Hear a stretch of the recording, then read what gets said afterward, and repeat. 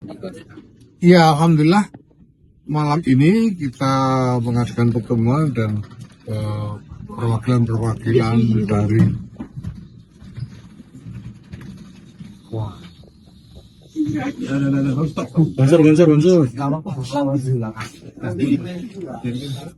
Oke. Oke, malam ini saya bertemu dengan PWNU dari seluruh Indonesia, alhamdulillah, dan saya menjelaskan apa yang berlangsung dalam beberapa hari ini telah menjadi pembicaraan. Ya, dan alhamdulillah kemudian PWNU bisa mendapatkan pemahaman yang utuh tentang semua yang terjadi. Nah,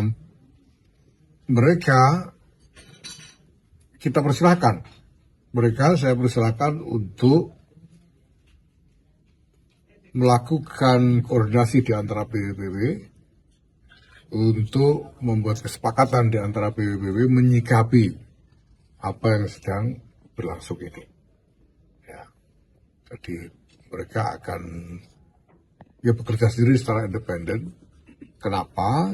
Karena NU ini bukan cuma milik PBNU, apalagi cuma miliknya Yahya Khalil Stakuf saja. Ini milik semua orang, masing-masing yang menjadi pengurus di sebuah tingkatan itu punya tanggung jawab dan wewenangnya.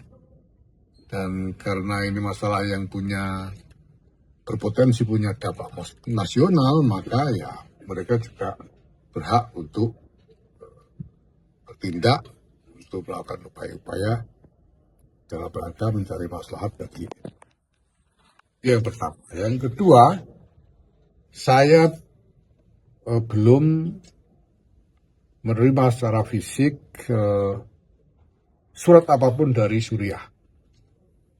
Ya, sampai sekarang secara fisik saya belum menerima. Adapun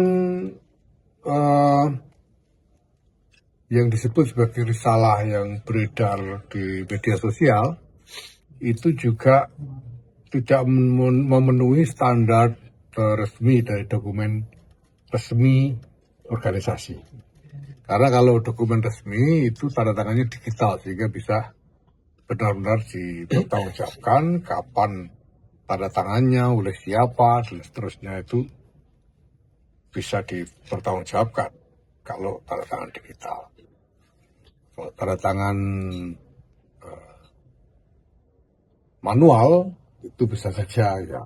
Sekarang kan zaman begini kan gampang sekali buat scan. Maka kita lihat nanti. Nah, yang ketiga, saya sama sekali tidak terbersit pikiran untuk mundur. Karena saya mendapatkan amanat dari muktamar ini untuk 5 tahun. Dalam muktamar 34 yang lalu, saya mendapatkan mandat 5 tahun. Dan akan saya jalani selama 5 tahun. Insya Allah saya sanggup. Maka saya sama sekali tidak terbersit pikiran untuk mundur.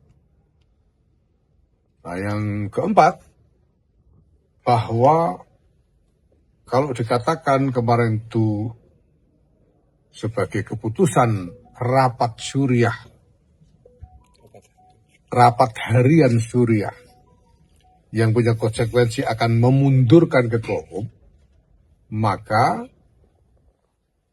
saya tandaskan bahwa rapat harian Suriah menurut konstitusi ADRT tidak berwenang untuk memberhentikan ketua umum. Memberhentikan fungsionaris yang lain saja tidak. Ya. Memberhentikan misalnya salah seorang wakil sekjen itu rapat harian Suriah tidak bisa. Memberhentikan misalnya ketua lembaga rapat harian Suriah tidak bisa, apalagi ketua umum. Jadi maka kalau kemudian rapat harian Suriah ini menyatakan atau membuat satu implikasi untuk memberhentikan ketua umum, maka itu tidak sah. Nah, lepas dari semua itu, yang terakhir tentu karena Nahdlatul Ulama ini organisasi yang besar dan sudah tua, sudah mengalami segala macam gelombang panjang sejarahnya, saya optimis bahwa NU punya di dalam dirinya kemampuan untuk mengatasi masalah ini dengan sebaik-baiknya. Insya Allah akan ditemukan jalan keluar yang baik untuk kemaslahatan bersama, untuk kemaslahatan umat, bangsa dan negara. Ini yang kita harapkan, dan saya tidak akan berhenti untuk mengupayakan hal itu. Saya akan terus berupaya gerak apapun yang bisa saya lakukan agar jalan keluar bisa ditemukan untuk kemaslahatan bersama bagi Nahdlatul Ulama, bagi warganya, bagi bangsa dan negara ini. Karena NU ini begitu besarnya sehingga ya boleh dikata kira-kira separuh wajah Indonesia ini adalah NU. Jadi kalau NU-nya ini tidak baik, ya wajah Indonesia bisa jadi ikut tidak baik. Maka ini kewajiban saya bukan hanya sebagai ketua umum, bukan hanya sebagai warga, juga kewajiban kepada bangsa dan negara. Itu terima kasih. Kalau usulan PBNU Indonesia tadi seperti apa? Ya, mereka pertama-tama mereka mengatakan tidak mau saya mundur. Jadi mereka itu khawatir saya mundur. Karena dulu mereka memilih saya, dan mereka akan kecewa kalau saya mundur. Saya katakan saya tidak terbesit sama sekali. Tidak ada alasan untuk itu. Nah, itu yang pertama. Dan kedua ya bahwa mereka ingin mengkonsolidasi sendirilah. Ya silahkan. Ya.